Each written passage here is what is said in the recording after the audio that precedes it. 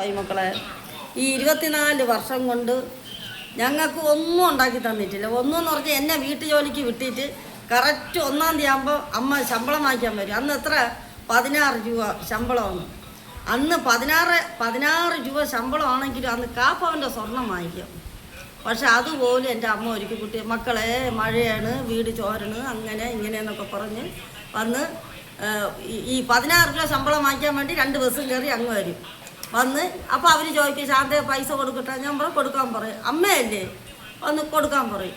അവർ ആ പൈസ പോലും ഞാൻ വേല ചെയ്ത പൈസ പോലും അവരുണ്ടാക്കി എനിക്ക് തരികയെ ഒന്നും ചെയ്തിട്ടില്ലായിരുന്നു.